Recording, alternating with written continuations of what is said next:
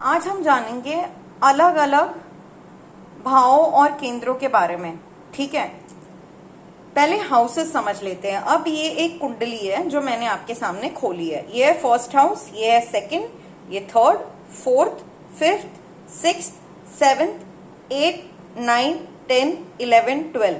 हमेशा कुंडली में हम एंटी क्लॉकवाइज चलते हैं। ठीक है, एंटी क्लॉकवाइज चलती है। भले यहाँ पर 2 नंबर लिखा है लेकिन ये फर्स्ट हाउस है, 3 नंबर लिखा है वहां पर सेकंड हाउस है, तो भले यहाँ पर किसी भी नंबर का लगन हो लेकिन ये आपका फर्स्ट हाउस ही रहेगा। ये सेकंड, ये थर्ड, ये फोर्थ, ये फिफ्थ, ये सिक्स्थ, ये सेवेंथ, ये एट, ये 9th, ये 10th, ये 11th और ये आपका 12th हाउस। जहां पर 1 नंबर लिखा है वो आपका 12th हाउस है। क्लियर। अब जो 1, 4, 7, 10 नंबर के जो हाउसेस है, ये वाले हाउसेस 1, 4, 7, 10, ये 4 हाउसेस है आपका केंद्र। केंद्र आपको अच्छे रिजल्ट्स देता है। ठीक है, this is good for results. और 1, 5, 9 first house, fifth house, 9th house, इससे आपका त्रिकोण बनता है ऐसे। ठीक है, फर्स्ट हाउस, फिफ्थ हाउस और 9th हाउस से आपको रेमेडीज दी जाती है। It is very good for remedies. 2 number का घर और 7 नंबर का घर, जहां पर 3 नंबर लिखा है मिथुन राशि, वो है आपका सेकंड हाउस, और जहां पर वृश्चिक राशि लिखा है वो है आपका 7th हाउस। तो 2 नंबर का घर और 7 नंबर का घर मारक होता है, यानी उनको बोलते हैं मार्केश। अब इस कुंडली में मार्केश कौन है? मिथुन राशि का लॉर्ड यानी कि बुध, बुध मार्केश है। ठीक है, और वृश्चिक राशि का लॉर्ड यानी कि मंगल, ये 2 मार्केश है। ठीक है, क्लियर।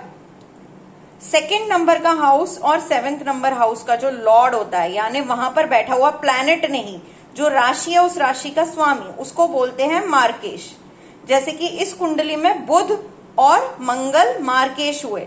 ठीक है, क्योंकि इनकी राशियां बैठी है 2nd और 7th हाउस में।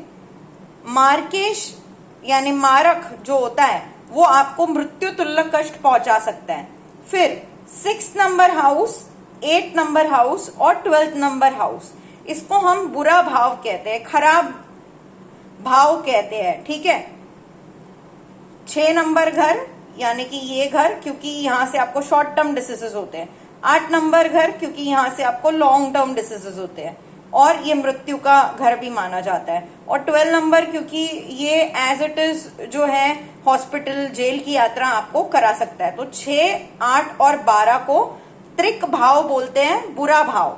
ठीक है, वैसे ही 3 नंबर का घर, 3 और 6 नंबर का घर और 11 नंबर का घर, ठीक है, 3rd house, 6th house and 11th house, इसको हम बोलते हैं त्रिशदाय, यानी ये आपको हेल्थ रिलेटेड प्रॉब्लम्स दे सकता है, नॉट गुड फॉर हेल्थ।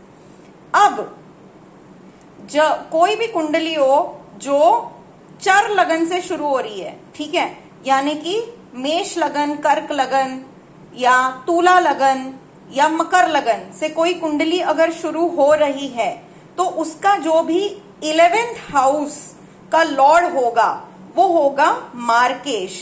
ठीक है, स्थिर लगन में यानी 2, 5, 8, 11 से अगर कोई लगन शुरू हो रहा है तो उसका जो बाधक होगा वो होगा 9th हाउस का लॉर्ड। जैसे कि इस कुंडली का लगन क्या है? वृषभ लगन, तो इसका जो बाधक है वो 9th हाउस का लॉर्ड है, यानी कौन है? शनि है यहाँ पर बाधक। ठीक है, मकर राशि है तो शनि बाधक हुआ।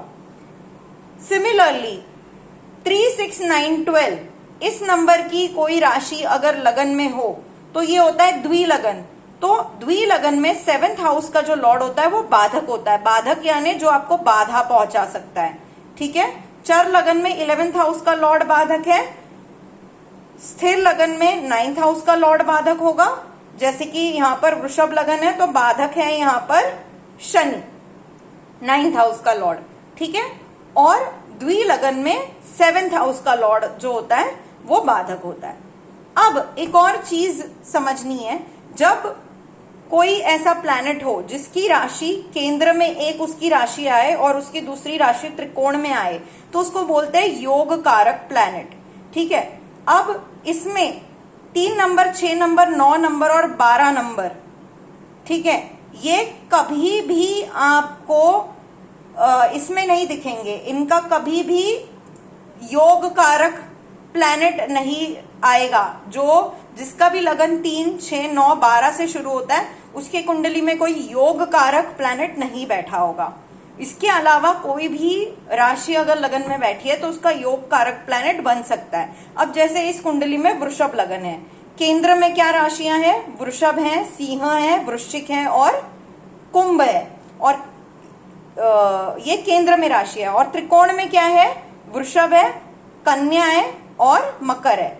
तो यहाँ पर कॉमन कौन सी राशि है? मकर और कुंभ, शनि की राशियां। शनि की एक राशि त्रिकोण में है और दूसरी राशि केंद्र में है।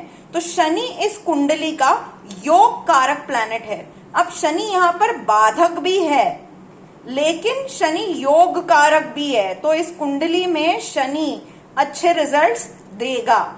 ठीक है, ये हो गया एक एग्जाम्पल। ऐसे ही हम दूसरा देखते हैं। मैंने कैमरा थोड़ा हटा दिया है ताकि क्लाइंट के डिटेल्स यहां पर ना दिखे।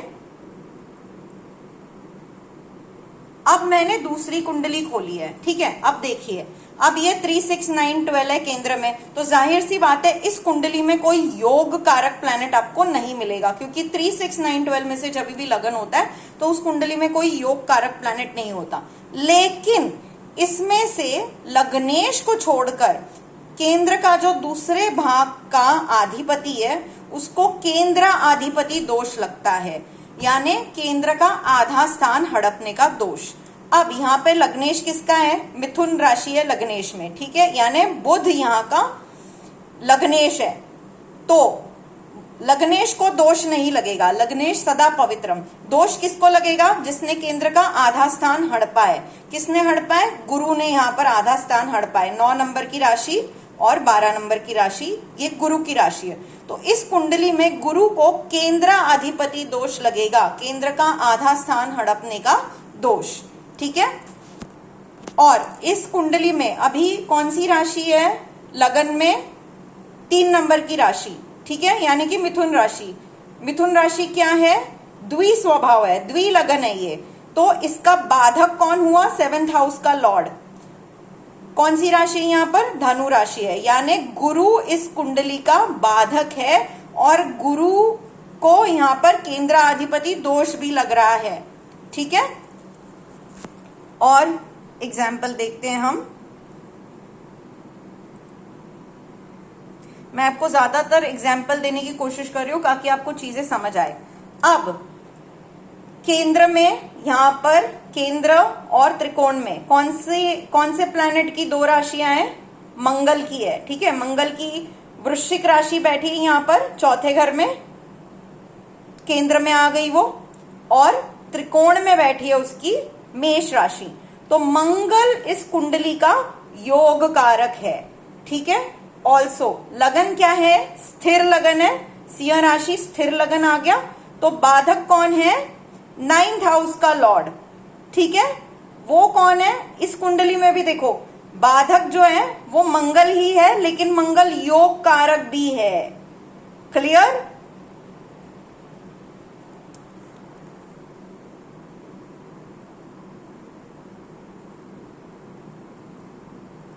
आई होप आपको अब योग कारक और बाधक समझ आ रहे हैं। एक और कुंडली में आपको दिखाती हूं। अभी देखो और एक, ये भी, इस भी कुंडली में जो केंद्राधिपति दोष है वो गुरु को ही लग रहा है इस कुंडली में भी, ठीक है। और ये क्या है? द्विलगन है। अब यहां पर बाधक कौन है? 7th हाउस का लॉर्ड, यानी कि जुपिटर यहां पर भी बाधक है। बाधक क्या करेगा? आपको परेशानियां देगा।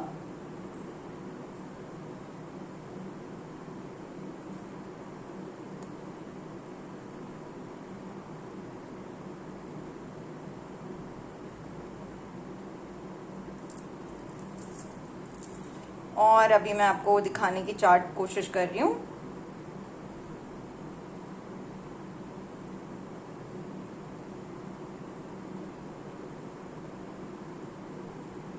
कोई और अच्छी कुंडली मिल जाए जो मैं आपको दिखा सकूं। हाँ, अभी देखिए, अभी यहाँ केंद्र में और त्रिकोण में किस प्लैनेट की राशि कॉमन है? शुक्र की। शुक्र इस कुंडली का योग कारक है, ठीक है। कैसे? तुला राशि इसकी बैठी है यहां पर 10वें घर में, केंद्र में 10वें घर में तुला राशि बैठी है, और त्रिकोण में बैठी है शुक्र की दूसरी राशि वृषभ राशि। तो एक राशि शुक्र की त्रिकोण में आ गई, एक आ गई केंद्र में। तो शुक्र इस कुंडली का योग कारक है। अब बाधक कौन है इस कुंडली का?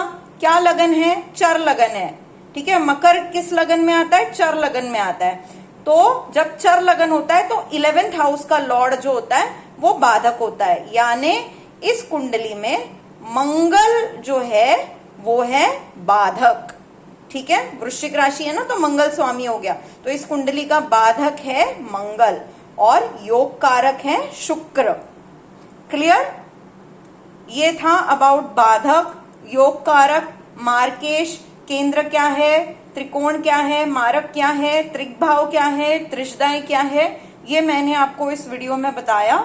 आप ऐसे और एग्जाम्पल्स देखिएगा, इस वीडियो को दोबारा देखिएगा। कोई डाउट हुआ तो आप मुझे कमेंट सेक्शन में पूछ सकते हैं। और वीडियो पसंद आए तो वीडियो को लाइक करिएगा, शेयर करिएगा, चैनल को सब्सक्राइब करिएगा।